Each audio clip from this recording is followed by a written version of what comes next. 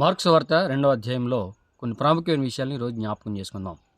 Marks వార్తలో యేసు ప్రభు అనేకమైన అద్భుతాలు చేసిన వానిగా, శిష్యులకు హెచ్చరికలు ఇచ్చిన వారినిగా యేసు ప్రభుని ఇక్కడ మనం చూస్తాం. ఆయన కపెర్నహూమ్ అనే ప్రాంతానికి వచ్చినప్పుడు ఒక ఇంట్లోనికి ఆయన వెళ్ళాడు. ఆ వాకిటైన కాలు బెడ్డానికి స్థలం లేనప్పుడు, ప్రజలు విస్తారంగా ఆ ప్రాంతంలో ఉన్నప్పుడు కొందరు వ్యక్తులు పక్షవాయువు రోగం గల వాడిని ఆయన దగ్గర తీసుకుని వచ్చారు. అక్కడ స్థలం లేనప్పుడు వెనక్కి వెళ్ళిపోకుండా ఇంటి కప్పు విప్పి ఆ పక్షవాయువు రంగాల వాడిని యేసయ్య ముందుకు దించారు.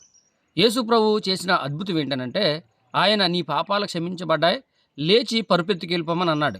ఆ మాటగా అక్కడున్న శాస్త్రులకి పరిచయులకి కొంత అభ్యంతరకరంగా ఉంది. ఈయన దేవదోషం చేస్తున్నాడే, అది దేవునికే సాధ్యం కానీ ఈయనకి ఎలాగ సాధ్యం అని చెప్తా ఉంటాడు. అప్పుడు యేసు ప్రభు అన్న మాట ఏంటనంటే, ఇదిగో పాపాలు క్షమించడం సులభమా, లేచి నీ పరుపు ఎత్తుకుని వెళ్ళిపోమనడం సులభమా అని అడుగుతాడు. వాస్తవానికి రెండూ చాలా కష్టం. పాపాలు క్షమించడం సులువానంటే అయితే మీరు క్షమించండి అని అంటాడు.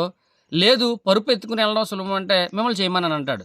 కాబట్టి ఇరకాటంలో యేసుప్రభువే వారిని పెట్టినట్లుగా మనం చూస్తాం. కాబట్టి అక్కడ జరిగిన అద్భుతం ఏంటనంటే, యేసుప్రభు ఆ పక్షవాయువు రోగం గలవాడిని బాగు చేసి పంపించాడు.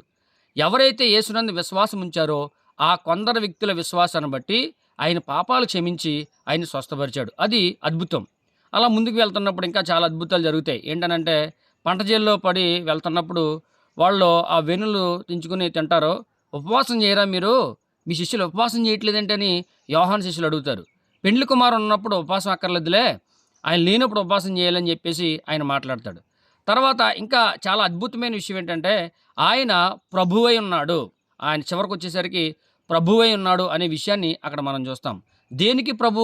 విశ్రాంతి దినముకు ఆయన ప్రభు. అంటే వాళ్ళు చెప్పే విషయం ఏంటనంటే, విశ్రాంతి దినాన్ని ఇలాంటి పనులు చేస్తావేంటి, నువ్వు స్వస్థపరుస్తావేంటి, ఆహారం తింటారేంటి, అది నియమం లేదా మీకు అని అంటే, యేసుప్రభు అన్న విషయం ఏంటనంటే, విశ్రాంతి దినము కొరకు మనుషుల కొరకు విశ్రాంతి దినమా అని అడుగుతాడు. కాబట్టి మనం అర్థం చేసుకోవాల్సిన విషయం, మన కొరకే అన్నింటి కొరకు మనం కాదు, మన కొరకే అన్నీ. కాబట్టి ఆయన ఏమన్నాడనంటే, విశ్రాంతి దినానికి నేను ప్రభువుని. అలాగే ముందన్న మాట ఏంటంటే, ఇదిగో పాపములు క్షమించడానికి నాకు అధికారం ఉంది. అంటే మనుష్య కుమారునికి భూమి మీద అధికారం ఉంది. కాబట్టి ఆయన ప్రభువుగా ఈ అధ్యాయం మనం చూస్తాం. దేనికి ప్రభు అంటే, స్వస్థపరచడానికి ప్రభు, విడిపించడానికి ప్రభు, పాపాలు క్షమించడానికి ఆయన ప్రభువు, మొత్తం యావత్ ప్రపంచానికి ఆకాశ మహాకాశాలకి ఆయన ప్రభు అయి ఉన్నాడు. అలాంటి ప్రభువుని మన హృదయాల్లో పెట్టుకున్నప్పుడు ఆయన మన ప్రార్థన అంగీకరిస్తాడు. మనం వెళ్ళు ప్రతి చోట కూడా ఆయన మనకు జయమిచ్చి మన కష్ట నష్టాల్లో ఒడిదుడుకుల్లో ఆయన మనకు తోడేని నడిపిస్తాడు. అలాంటి కృప పరిశుద్ధాత్మ దేవుడు మనకు అందరికీ అనుగ్రహించునుగాక. Thank you. మీ అందరికీ వందనాలు.